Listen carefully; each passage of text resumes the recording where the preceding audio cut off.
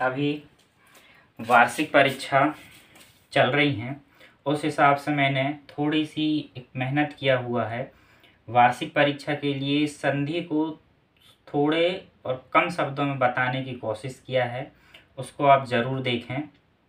हो सकता है किसी को सरल लगे, जैसा भी लगे एक बार ज़रूर देखें और कमेंट्स में ज़रूर बताएं कि आपको कैसा लगा, क्या सुधार की ज़रूरत है। आगे आप वीडियो देखें।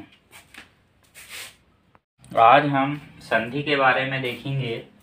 संधि की परिभाषा, दो वर्णों के मेल से, दो वर्ण रहेंगे, उनके मेल से जो परिवर्तन उत्पन्न होता है उसे हम संधि कहते हैं। जैसे कि आप ये भी मान सकते, दो वर्ण जहाँ पर मिलेंगे वहाँ पर संधि होगी। ऐसी दो दीवारें जहाँ पर मिलती है वहाँ पर भी संधि कहते हैं। जैसे पुराने ज़माने में सियाने लोग कहते थे कि यार वो कहाँ वो संधि में घुसे जा रहा है, वो दीवारों के जो दो दीवारें मिलती है और वो कोंटे में जो ऐसा बनता है वही संधि कहलाती है। वैसे ही दो वर्ण जब मिलेंगे और जब उनके मिलने से जो परिवर्तन होगा उसे हम संधि कहेंगे। तो ऐसे दो दीवार सोच लो और दो वर्ण सोच लो और वही आपकी संधि हो गई और वही आपकी संधि है। ठीक, जैसे कि एक उदाहरण देख लेते हैं।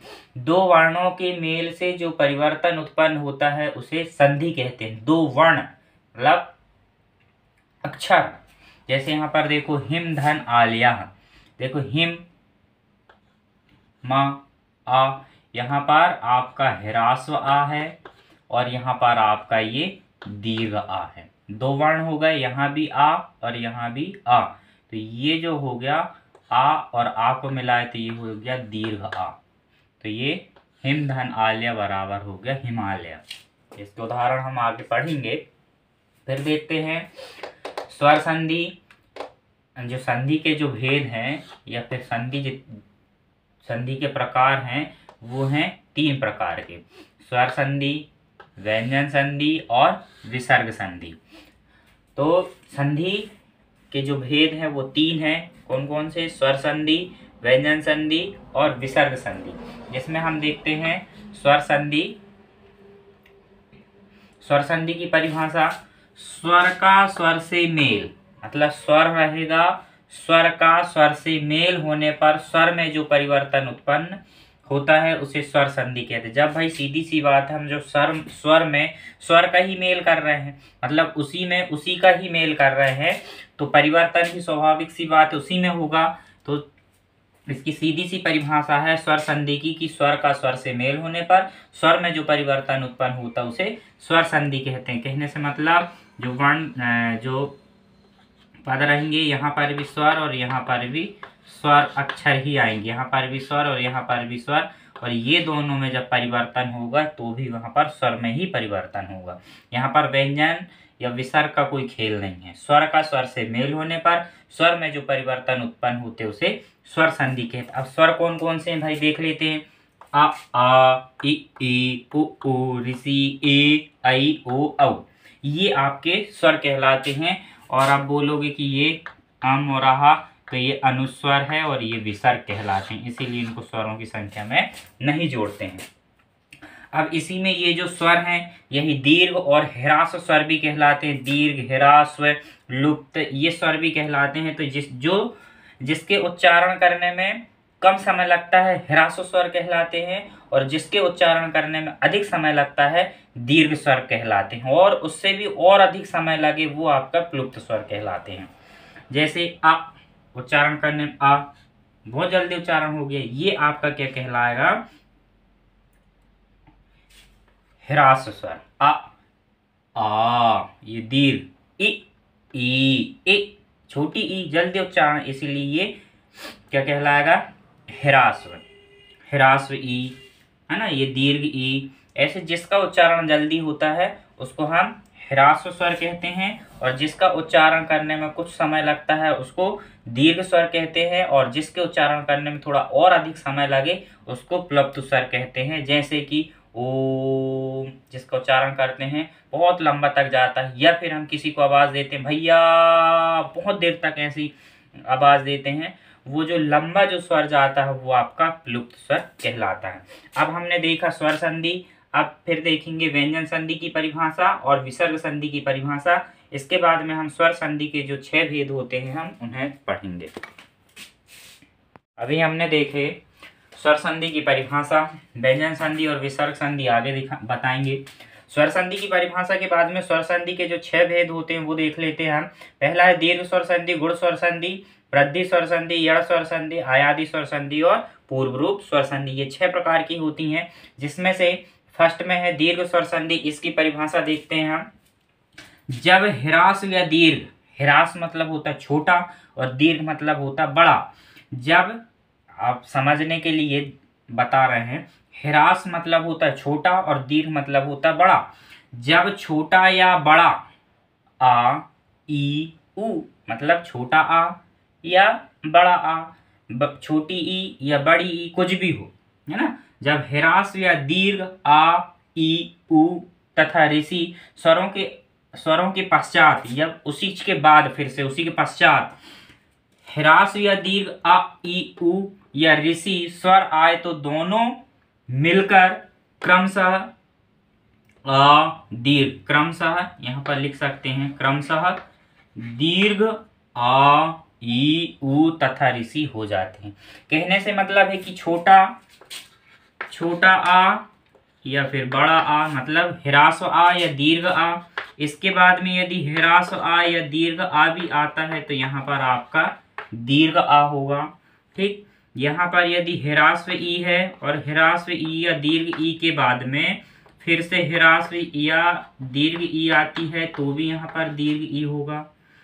ह्रास्व उ और दीर्घ उ के बाद में ह्रास्व उ या दीर्घ उ है तो भी यहाँ पर दीर्घ उ होगा।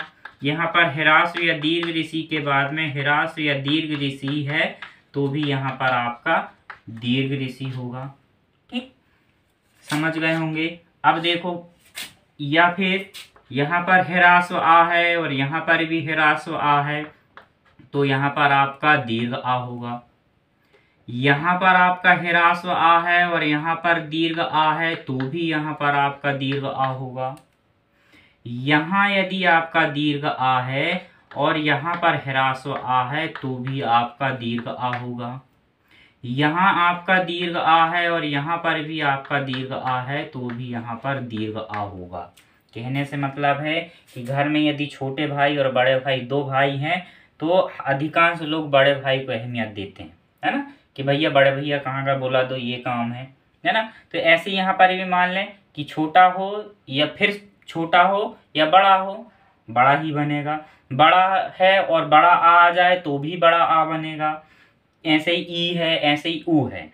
ठीक है, कि ह्रास्व लिखे हैं हमने कि जब ह्रास्व या दीर्घ आ, ई, उ, ऋषि के आगे फिर से क्रमशः पुनः ह्रास्व व दीर्घ आ, ई, उ, ऋषि आ जाते हैं तो ये दोनों मिलकर दीर्घ आ, ई, उ, ऋषि हो जाते हैं।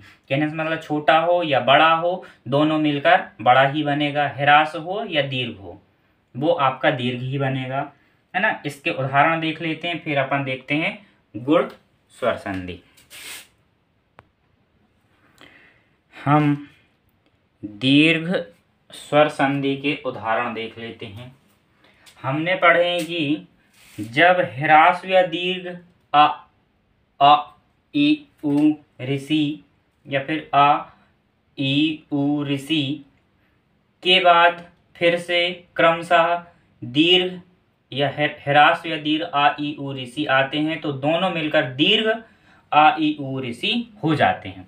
तो देख लेते हैं यहाँ पर पुस्तक धनालया, पुस्तक का यहाँ पर का उच्चारण करके देखो, का आ, का ह्रास्व आ यहाँ पर छुपा है इसीलिए यहाँ पर ये ह्रास्व आ।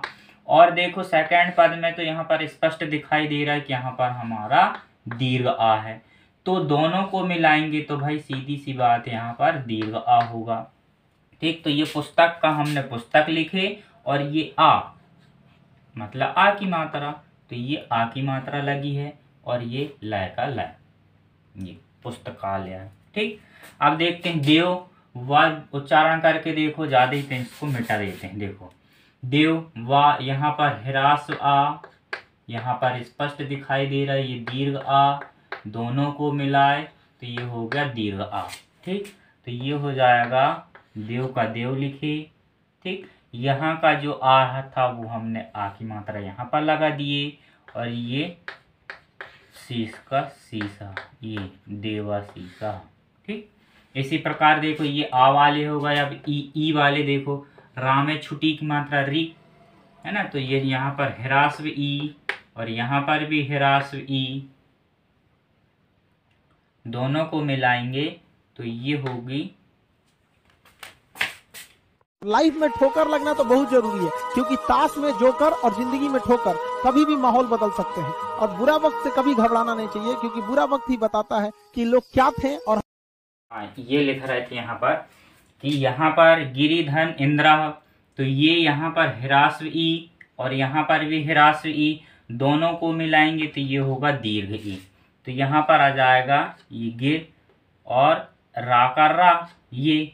अब यहाँ की ई और यहाँ की ई दोनों को मिलाए तो दीर्घ ई, दीर्घ ई मतलब बड़ी की मात्रा है ना, तो ये हमने बड़ी की मात्रा लगा दी ये, और ये गिरेंद्र ये। ठीक, ये विसर्ग लगा दिए। इसी प्रकार से ये कपि धन ईसा है, तो कपि में देखो यहाँ पर ह्रास्व ई और यहाँ पर ये दीर्घ ई है ना, ये दीर्घ ई दोनों को मिलाए तो दीर्घ ई मतलब बड़ी की मात्रा है ना, तो ये हो गया आपका ये कपीसा। इसी प्रकार ये नदी वाला भी नदीसा। अब देखते हैं एक सुधन उक्ति बराबर सुक्ति, यहाँ पर भी ये हमने कुछ इसको गलत लिख दिया है। ठीक है, कोई आ गया था, देख लेते हैं। अब सुधन उक्ति, ये यहाँ पर ऊ का ये आ वाला था, ये ई वाला देखे, अब ये ऊ वाला देखेंगे। तो स्वा में छुटू की मात्रा सु, तो यहाँ पर ह्रास ऊ, यहाँ पर भी ये ह्रास ऊ। ठीक, तो जब यहाँ पर हम दोनों को मिलाएंगे तो कौन सा होगा, बड़ा ऊ। बड़ा ऊ मतलब बड़ों की मात्रा है ना, तो यहाँ पर क्या हो जाएगा, ये सु का सु, ये सु का यहाँ पर बड़ों की मात्रा लग जाएगी, और ये जैसा का वैसा सुक्ति। ठीक, अब इसी प्रकार से भानु धन उदया, तो देखो भानु नाम है छुटू की मात्रा मतलब छोटा ऊ, धन यहाँ पर भी छोटा ऊ, दोनों को मिलाएंगे तो बड़ा ऊ मतलब बड़ों की मात्रा। तो यहाँ पर हो जाएगा ये भा का भा लिखेंगे आ की मात्रा, नाम है ना का ना। अब ये ऊ और ये ऊ दोनों को मिलाए तो दीर्घ ऊ, तो यहाँ पर हमने दीर्घ ऊ कर दिए, ये उदया का उदया, भानुदया। ठीक, इसी प्रकार से ये ऋषित्रा, और यहाँ पर ये ह्रास्व त्रल नीचे लगा है मतलब ऋषि है, और यहाँ पर भी है, तो ये पी का पी लिखे, त्रा का त्रा लिखे, और नीचे ये ऋषि के लिए नीचे रा के रेप लगाए, और ये रणम पितृणम। ये इस प्रकार से अपनी दीर्घ स्वर संधि समाप्त होती है। एक दो बार ध्यान से देखना, समझ में आ जाएगा। अब देखते हैं अपन गुण स्वर संधि। गुण स्वर संधि की परिभाषा देख लेते हैं। गुण स्वर संधि की परिभाषा सीधी सरल है कि यदि आ या आ के बाद में ई मतलब ये ह्रास्व उच्चारण जल्दी होगा, यदि आ के बाद में ई आए तो दोनों मिलकर ए हो जाते हैं मतलब ए की मात्रा हो जाएगा। यदि आ के बाद में ऊ आए तो दोनों मिलकर ओ हो जाता है मतलब ओ की मात्रा। ठीक, यदि आ के बाद में ऋषि आए तो दोनों मिलकर अर हो जाता है मतलब रा की रेप है ना। तो ये आप देख सकते हैं, रा की रेप एक नीचे वाली भी होती है और एक ऊपर वाली भी है ना। एक जैसे वर्षा में ऊपर लगती है, पित्र में नीचे लगती है, ये वाली रा की रेप, तो आप इसको ये मान लें बस। ठीक, रा की रेप। अब देखते हैं कैसी इसकी परिभाषा। यदि आ मतलब ये आ के बाद में ये ई भी आए तो ए होगा, ये आ के बाद में कोई सी भी ई आए तो भी ए होगा। एक आध दो उदाहरण देख लेते हैं। तो उपधन इंद्र, उदाहरण देख लेते हैं। उपधन इंद्र, हिंदी में इंद्र को बोल देंगे और यदि संस्कृत में हल कर रहे हैं तो उपेंद्र। उपधन इंद्र बराबर हो जाएगा, देखो यहाँ पर पा, यहाँ पर ह्रास्व आ, और यहाँ पर ये ह्रास्व ई दोनों को मिलाएंगे तो ए हो जाएगा। ए मतलब ये ए मतलब होती ए की मात्रा। ठीक, तो यहाँ पर देखो हमने उप का उप लिखे, ये आ और ए ई मिलकर क्या हो गई ए की मात्रा, ये लगा दिए और ये ज्यों का त्यों लिख दिए उपेंद्र। ठीक, फिर है देवधन इंद्र, वो भी देख लेते हैं। देवधन इंद्र, तो ये देखो देव में भी यहाँ पर आ है और यहाँ पर ये ई है, दोनों को मिलाए तो भी ए होगा। ए मतलब ये ए की मात्रा, तो ये हमने देव का देव लिखे, ए की मात्रा यहाँ देव यहाँ पर लगेगी ना वाह में, यहाँ का आ और यहाँ का ई, तो ये ए की मात्रा यहाँ लगा दिए और ये ई तो यहाँ मिल गई, तो देवेंद्र। कितना सरल है। आ वाला हो गया। अब एक देख लेते हैं कौन सा, उ वाला, भाग्य धन उदया। ये आ वाला हो गया। अब उ वाला देखते हैं, तो ये हो गया भाग्य धन उदया बराबर, यहाँ पर देखो यहाँ पर आ और यहाँ पर ए उ दोनों को मिलाए तो क्या हो गया ओ मतलब ओ की मात्रा, तो ये हो गया हमारा भाग्य का, हमने भाग्य लिखे। यहाँ का आ और यहाँ का उ दोनों को मिलाए तो ओ हो गया, तो ये ओ हो गया, और दा का दा और या का या, भाग्योदया। ये इस लगाना। ठीक, तो ये आ वाला हो, आ वाला देख लिए, उ वाला देख लिए। अब एक देख लेते हैं हम ऋषि वाला, तो इसका है देवधन ऋषि, तो इसको भी देख लेते हैं। देवधन ऋषि, अब देखो देव का देव, यहाँ का आ और यहाँ का ये ऋषि दोनों को मिलाए तो क्या होता अर मतलब ये राखी रेप। ठीक, तो ये हमने देव का देव लिखे और ये ऋषि का भाई ये आ बनाए और ये तो ये वा का ये वा और ये सा का जैसा का वैसा, और ये अर का यहाँ पर देवर से। ठीक, ऐसा बनता है। अब देखेंगे हम आगे तीसरी संधि हमारी वृद्धि स्वर संधि। वृद्धि स्वर संधि बहुत सरल है। अब देखते हैं वृद्धि स्वर संधि। हमने अभी देखे दीर्घ स्वर संधि, गुण स्वर संधि, अब देखते हैं हम वृद्धि। तीसरे नंबर हम देख लेते हैं वृद्धि स्वर संधि। वृद्धि स्वर संधि में यदि अ के बाद में ए आई मतलब ह्रास्व या दीर्घ आ के बाद में ए अथवा आई आए तो ये दोनों मिलकर आई हो जाएगा। यदि ह्रास्व आ और दीर्घ आ के बाद में ओ आए तो ये दोनों मिलकर औ हो जाएगा, या फिर ह्रास्व आ या दीर्घ आ के बाद में औ आए तो ये दोनों मिलकर औ हो जाते हैं। एक उदाहरण देख लेते हैं, उदाहरण समझ में आ जाएगा। मम धन एव, मम धन एव। अब देखो मम आ, यहाँ पर ह्रास्व आ और यहाँ पर ये ए आया, ह्रास्व भी आ गया और ये ए भी आ गया। ए मतलब होता ए की मात्रा। ठीक, चूंकि ये एक अकेला इसीलिए ए, तो दोनों को मिलाएंगे हम तो क्या हो जाएगा आई। हमने ये पहले पढ़े हैं, तो दोनों को मिलाए तो हमने ये आई मतलब ये आई की मात्रा। ठीक, तो यहाँ पर हम ये मम का मम लिखेंगे, ये ए तो यहाँ आ गया और ये आ यहाँ आ गया और दोनों को मिलाती आई हुआ है, और ये आई की मात्रा यहाँ लगा दिए, वाह का वाह मवेव। ठीक, दूसरा उदाहरण एक और देख लेते हैं। तावधन एव, तावधन एव। अब देख लेते हैं, ये ताव का तव लिख दो भाई, और यहाँ का आ और यहाँ का ए दोनों को मिलाए तो आई, ये आई आई मन ऐसा, दोनों को मिलाए तो ये आई, तो यहाँ का ये तवेव। अब देख लेते हैं औ वाला, तो औ वाले एक उदाहरण में देख लेते हैं। मम धन औषधि, औ वाला, तो मम धन औषधि, औषधि औषधि औषधि है, मम धन औषधि, औषधि ऐसा।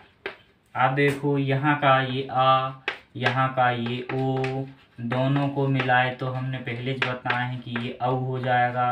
औ मतलब ये औ की मात्रा, तो यहाँ पर हम आ जाएंगे मम, और ये आ, ये यहाँ का ओ तो ये निकल के आ गया तो ये औ हो गया, तो ये औ की मात्रा यहाँ लग जाएगी ममौषधि। ठीक, ममौषधि। एक और देख लो, नवधन औषधि, नवधन औषधि, ये नव का यहाँ का आ और यहाँ का ये ओ, दोनों को मिलाएंगे तो हो जाएगा औ। ये औ मतलब औ की मात्रा। तो ये नाव का नाव लिखो, और ये ओ तो यहाँ आ गया, ये वाला ओ और यहाँ का आ दोनों को मिलाए तो औ, तो यहाँ पर ये औ की मात्रा, और ये सा का सा और धी की धी, नवौषधि। ठीक, बाकी 3 संधि पढ़ेंगे तो वो नेक्स्ट वीडियो में देखेंगे, चूँकि वीडियो बहुत लंबा हो जाएगा।